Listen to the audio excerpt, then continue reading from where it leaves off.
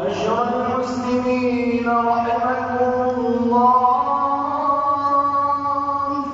عن أبي هريرة رضي الله عنه قال قال رسول الله صلى الله عليه وسلم إذا قلت لصاحبك يوم الجمعة أنصت والإمام يخطب فقد لغوت وفي حديث آخر ومن لغى فلا جمعة له أنصتوا واسمعوا وأطيعوا رحمكم الله لعلكم ترحمون.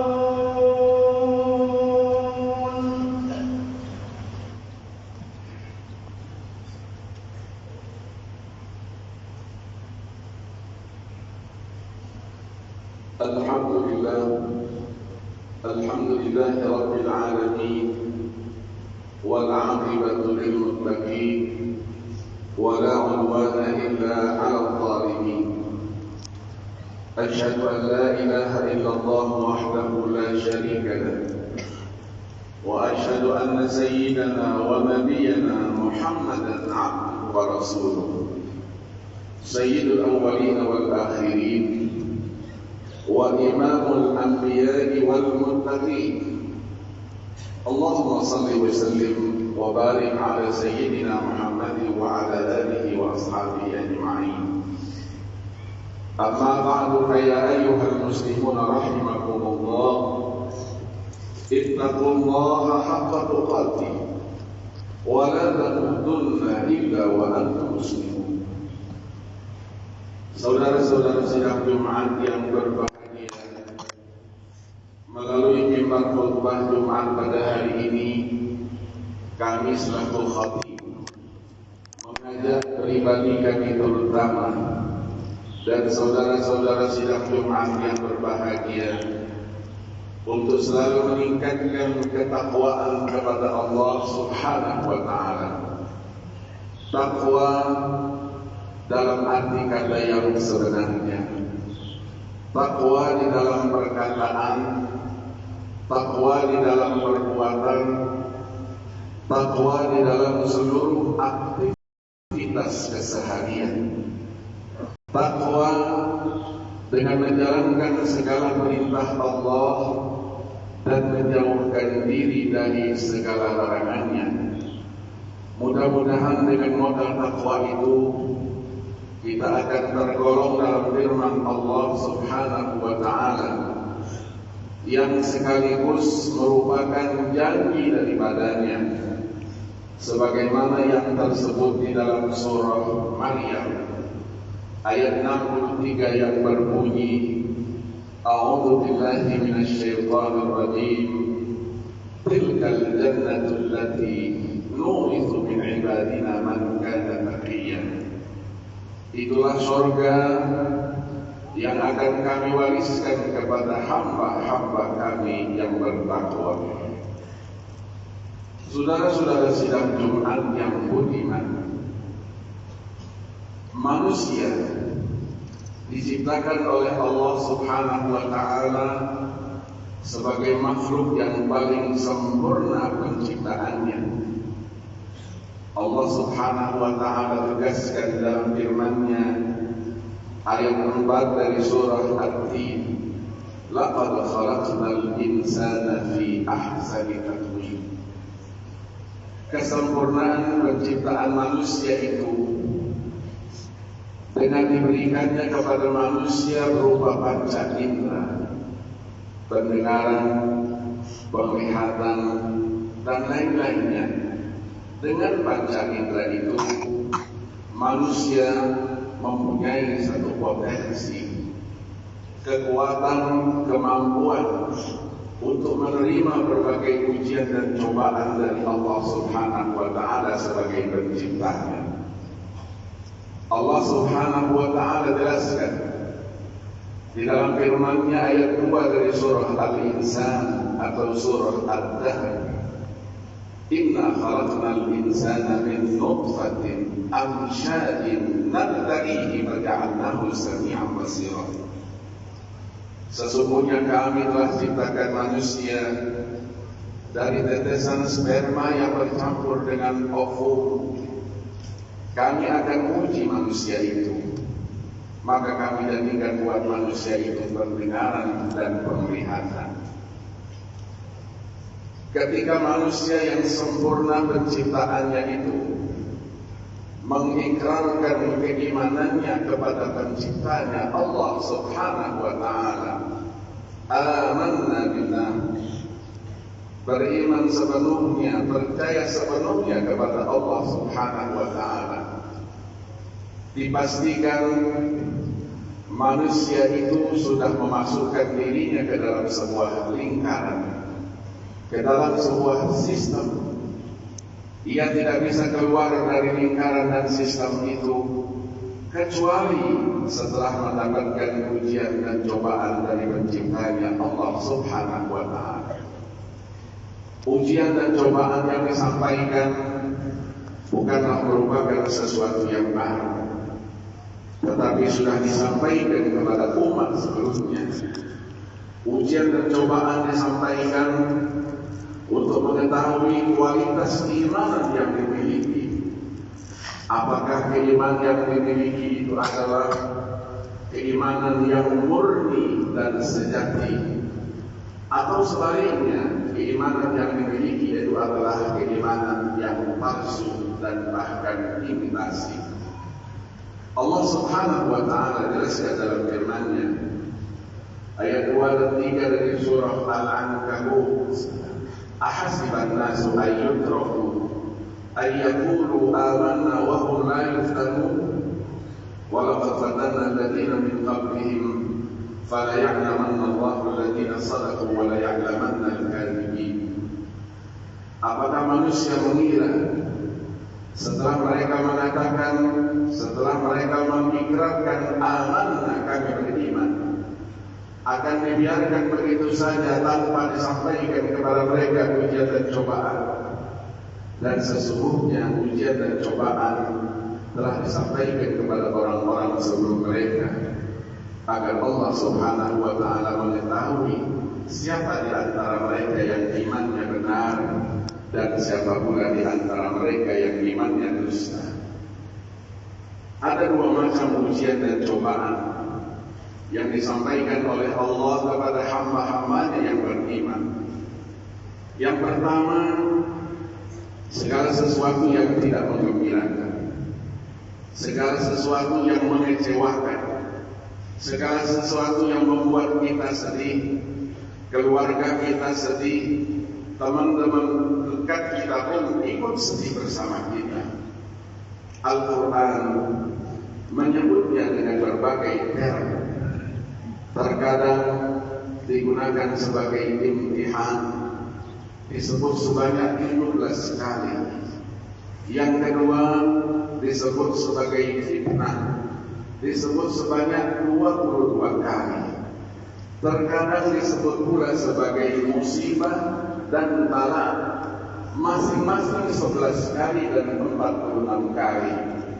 Dan yang terakhir, yang paling banyak disebut dengan menggunakan istilah azab, siksa, disebut sebanyak 399 kali. Agama mengajarkan apabila manusia yang beriman mendapatkan ujian yang tidak menggembirakan itu, untuk selalu meningkatkan kesabaran di dalam menghadapinya. Orang yang sabar dalam menghadapi berbagai ujian dan cobaan, pertama akan diberikan dan dijadikan oleh Allah pahala yang besar di sisinya. Itulah firman Allah dalam surah Az-Zumar ayat 10 yang berbunyi, innama yuwaffas sabiruna ajrahum bighairi hisab. Orang yang sabar, baik pria maupun wanita, dimasukkan oleh Allah Subhanahu wa ta'ala ke dalam 10 golongan kelompok manusia yang dijanjikan akan diberikan pengampunan terhadap dosa dan kesalahannya dan pahala yang besar di sisi Allah Subhanahu wa Ta'ala. Itulah janji Allah di dalam surah Al-Ahzab ayat 35 yang berbunyi, Innal muslimina wal muslimat wal mu'minina wal mu'minat, sampai dengan was-sabirina was-sabirat. Di penghujung ayat Allah berfirman, a'addallahu lahum maghfiratan wa ajran 'azima.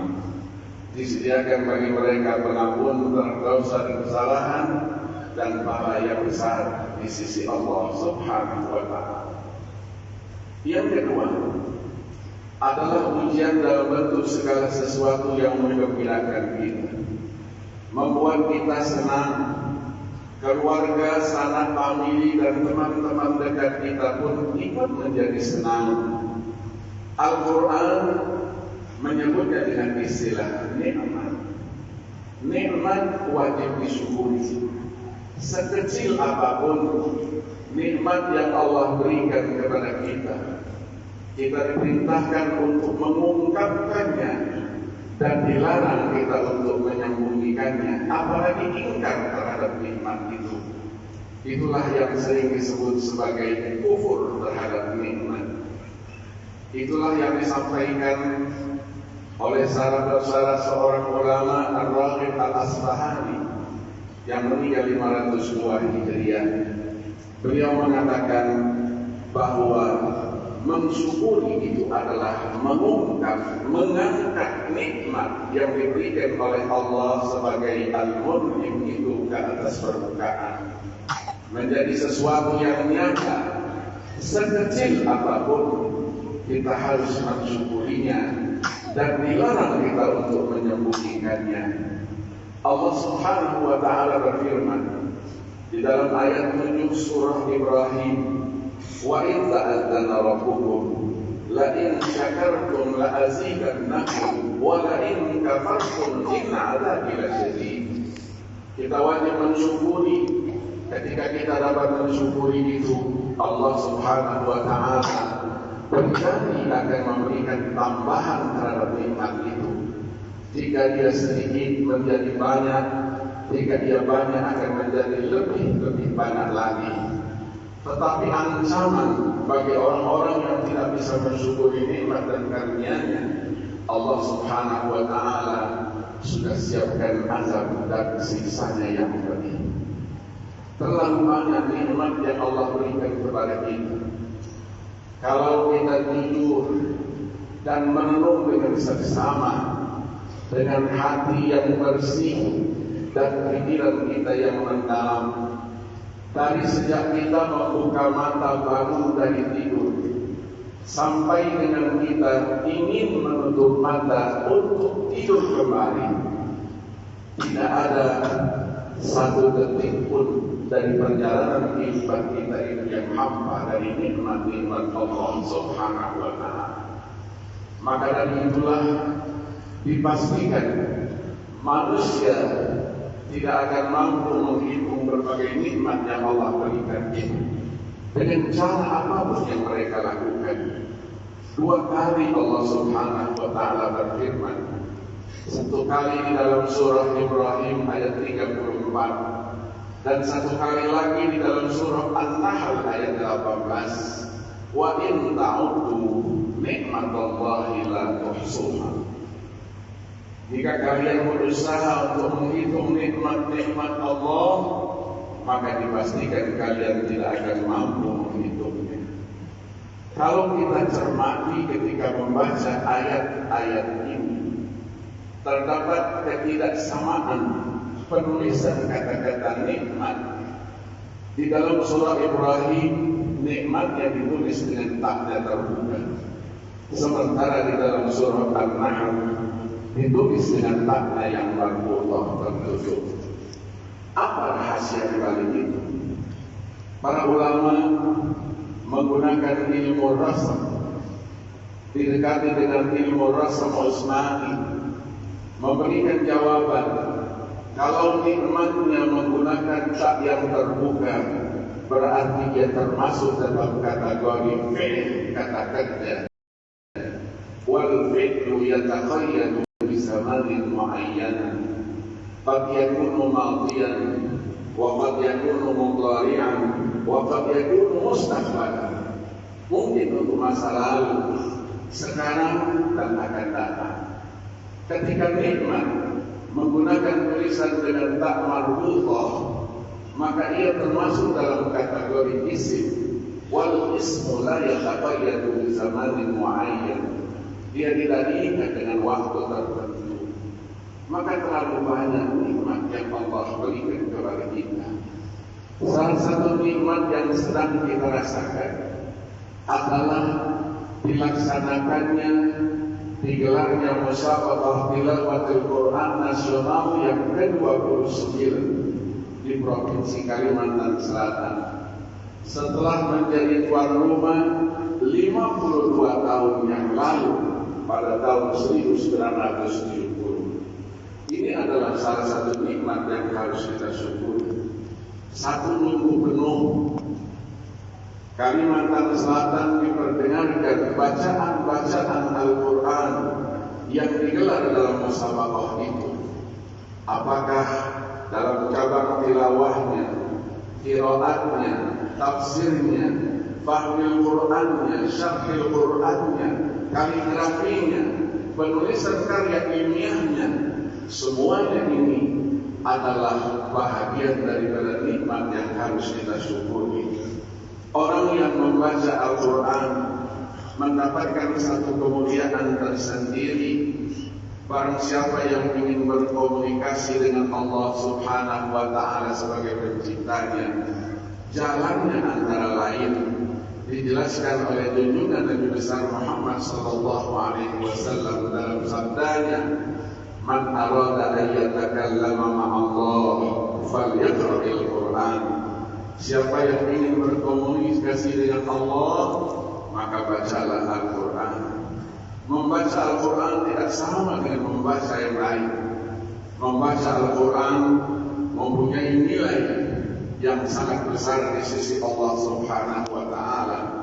Pahalanya berlipat ganda. Maka dari itulah Rasulullah sallallahu alaihi wasallam bersabda, "La aqulu alif lam mim harfun wa innamal alifu harfun wal lam harfun likulli harfin hasanah wal hasanatu bi'ashri amsalha ila 700 dha'fin."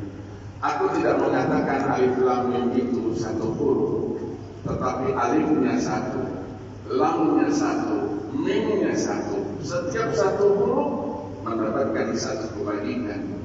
Dilipat gandakan menjadi 10 kali, 100 sampai dengan 700 kali lipat. Betapa bahagianya kita dijadikan sebagai orang-orang yang beriman, dan Al-Quran kita jadikan sebagai pedoman dalam hidup dan kehidupan kita. Yang diperintahkan bukan hanya kita letakkan Al-Quran pada posisi-posisi yang terhormat dan indah di rumah kita, tetapi untuk kita baca. Membacanya pun harus belajar dari guru-guru setelah talaqi dan musyafahah, mengindikasikan bahwa Al-Quran adalah bacaan yang mulia. Maka kita diperintahkan untuk membaca, dan membaca Al-Quran berarti kita membaca wahyu Allah Subhanahu wa Ta'ala yang diturunkan tidak dengan bahasa ibu kita, diturunkan dengan bahasa Arab, bahasa dengan sastranya yang tinggi. Orang-orang yang aslinya Arab pun terkadang tidak mampu untuk menerjemahkan makna daripada Al-Quran itu. Mengingat Al-Quran sudah menjelaskan jati dirinya ke dalam berbagai redaksi.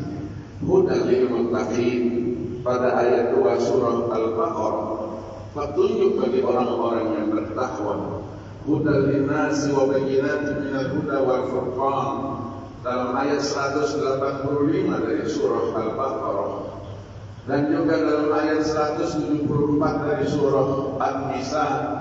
Allah Subhanahu wa Ta'ala menyebutkan jati diri Al-Quran dengan Al-Burhan, Nurun Mubina, cahaya yang nyata. Ya ayuhan nas, qad ja'akum burhanun min rabbikum wa anzalna ilaikum nuran mubina. Dilanjutkan penjelasannya dengan ayat 15 dan 16 dari surah Al-Maidah. Qad ja'akum minallahi nurun wa kitabun mubin yahdi bihillahu man ittaba'a ridwanahu subulas salam wa yukhrijuhum minadh dhulumati ila an-nuri bi'idznihi wa yahdihim ila siratal mustaqim. Di dalam ayat lain, ayat 57 surah Yunus, Al-Quran merupakan kitab yang penuh dengan nasihat-nasihat. Di samping dia sebagai petunjuk, rahmat, penawar hati bagi orang-orang yang beriman. Ya ayuhan nas, qad ja'akum mau'izatun min rabbikum wa shifaa'un lima fis suduri wa hudan wa rahmatun lil mu'minin. Al-Quran juga sebagai petunjuk, bukan hanya menunjukkan kita kepada jalan yang lurus, tetapi kepada jalan yang lebih lurus dan lebih baik lagi, dan juga mengandung berita-berita gembira bagi kita orang-orang yang beriman dan beramal saleh. Janji Allah pahala yang besar. Inna hadzal Qur'ana yahdi lillati hiya aqwam wa yubashshirul mu'minina alladziina ya'maluna as-shalihat anna lahum ajran kabira. Di dalam surah yang sama, kalau tadi ayat 9, ayat 82 surah Al-Isra, Allah berfirman, "Wa nunazzilu minal Qur'ani ma huwa shifaa'un wa rahmatun lil mu'minin wa la yazidu adh-dhalimina illa khasara." Di samping kita harus membaca dan dimotivasi pula untuk mengetahui isi dan kandungannya yang begitu luas. Qul law kana al-bahru midadan li kalimati rabbi lanafida al-bahru qabla an tanfada kalimatu rabbi walau ji'na bimithlihi mazada. Yang ditafsirkan oleh surah Luqman ayat 57. Walau annama fil ardi min syajaratin aqlamun wal bahru yamudduhu min ba'dihi sab'atu abhurin ma nafidat kalimatullah innallaha azizun hakim. Maka penafsiran terhadap Al-Quran dikatakan tidak akan ada kata selesai sampai selesainya para mufassir itu, sampai dengan bumi ini menjadi datar dia hari kiamat, sementara Al-Quran tetap dalam posisinya, tetap dalam keautentikannya. Untuk itulah Allah menjamin dalam firman-Nya, "Inna nahnu nazzalna dzikra wa inna lahu lahafizun." Kamilah yang menurunkan, kami pula yang memeliharanya. Ayat ini memberikan isyaratun musyarakatun ghairi fi hifdzi kitabillah azza wa jalla. Ada pihak lain yang ikut andil memelihara keautentikan Al-Quran. Itulah para hamalatul Quran, orang-orang yang diberikan oleh Allah kemampuan untuk menghafal Al-Quran. Posisinya sangat terhormat di sisi Allah Subhanahu wa Ta'ala, menjadi ahlullah wa khassatuh, menjadi orang yang paling dekat dengan Allah Subhanahu wa Ta'ala. Orang yang menghafalkan Al-Quran juga adalah orang-orang yang dijamin mereka nanti akan bersama dengan para malaikat yang terhormat, para anbiya. Untuk itulah Allah Subhanahu wa Ta'ala menjelaskan melalui Nabi-Nya sallallahu alaihi wasallam, orang yang bisa membaca Al-Quran dengan baik dijamin akan bersama para malaikat-malaikat yang terhormat. Al-mahir bil Quran ma'as safaratil kiramil bararah. Ada 4 poin penting di dalam sebuah riwayat disampaikan kemuliaan yang akan diraih oleh para penghafal Al-Quran. Inna akramal ibadi indallah fi hadhihi dunya ba'da al-anbiya al-ulama thumma hamalatul Quran yakhrujuna min ad-dunya kama yakhrujul anbiya ويحشرون من قبورهم مع الأنبياء ويمرون على الصراط مع الأنبياء ويأخذون ثواب الأنبياء فطوبى لطالب علم حافظ القرآن. Ada 4 poin kemuliaan. Sesungguhnya hamba yang paling mulia di muka bumi ini setelah para nabi adalah para ulama. Urutan yang ketiga adalah para penghafal Al-Quran. Mereka ketika keluar dari dunia ini, itu keluarnya sebagai atau seperti para nabi-nabi, artinya dijamin husnul khatimah. Yang kedua, wa yusaluna min kuburihim ma'al anbiya, nanti dibangkitkan bersama para nabi-nabi. Ketika Allah berfirman, wasiqal ladzina taqaw rabbahum ilal jannati zumara hatta idza ja'uha wa futihat abwabuha wa qala lahum khazanatuha salamun alaikum tibtum fadkhuluha khalidin. Mereka dipastikan akan digiring memasuki surga yang Allah janjikan. Wa yamuruna 'ala sirati ma'al anbiya, mereka juga ketika menyeberangi siratal mustaqim itu bersama para nabi-nabi dan mendapatkan pahala juga pahalanya para nabi-nabi. Maka berbahagialah, kata Rasulullah sallallahu alaihi wasallam, orang yang hafal Al-Quran sementara dia masih sebagai penuntut ilmu. Banyak lagi hadis-hadis yang menjelaskan itu. Antara lain ketika Rasulullah sallallahu alaihi wasallam menjelaskan sebagaimana diriwayatkan oleh Abu Hurairah radhiyallahu anhu, inna lillahi ahlan fid dunya. Sesungguhnya Allah mempunyai keluarganya di dunia. Sahabat tersebut bertanya, "Man huwa ya Rasulullah? Man huwa ya Rasulullah?" Rasulullah mengatakan, "Haula'il ladzina yaqra'una al-Qur'ana fid dunya. Man akramahum faqad akramahu Allah, wa man ahanahum faqad ahanahu Allah." Itulah orang-orang yang membaca Al-Quran di dunia. Siapa yang memuliakan mereka, Allah akan muliakan. Tetapi siapa yang akan menghinakan mereka, Allah Subhanahu wa Ta'ala pun akan membalasnya dengan penghinaan. Kita syukuri ini semuanya. Maka momentum musabaqah tilawatul Quran nasional yang ke-29 seperti yang kita harapkan bersama, dibacakan Al-Quran, didengarkan hafalan, penafsiran dan seterusnya, untuk menjadikan Al-Quran itu sebagai pedoman hidup. Bagaimana kita dapat merefleksikan semua pesan-pesan itu dalam kehidupan dan mengaktualisasikannya di dalam segala gerakan kehidupan kita. Ketika kita berkata, berucap, kita jadikan Al-Quran sebagai pedoman. Ketika kita akan melakukan satu tindakan, Al-Quran kita jadikan pedoman. Kita akan mengambil sebagai satu kebijakan, Al-Quran pun menjadi pedoman bagi kita.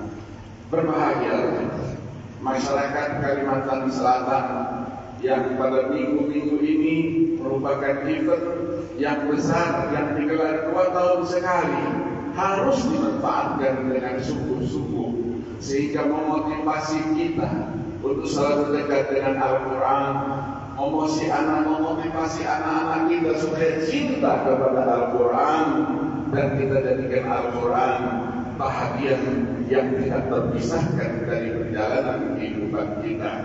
Mudah-mudahan Allah menjadikan kita orang-orang yang cinta kepada Al-Quran, orang-orang yang suka membaca Al-Quran, orang-orang yang termotivasi menghafal Al-Quran, orang-orang yang termotivasi pula untuk mencari tahu isi dan kandungan Al-Quran. Semoga dengan Al-Quran dan bersama Al-Quran kita bahagia di dunia dan di akhirat. Saudara-saudara kaum muslimin yang berbahagia, ketahuilah bahwa apa yang kita lakukan di dunia ini, ketika ia merupakan satu kebaikan, sekecil apapun kebaikan itu, Allah Subhanahu wa Ta'ala sudah mempersiapkan pahala dan ganjaran yang berlipat ganda.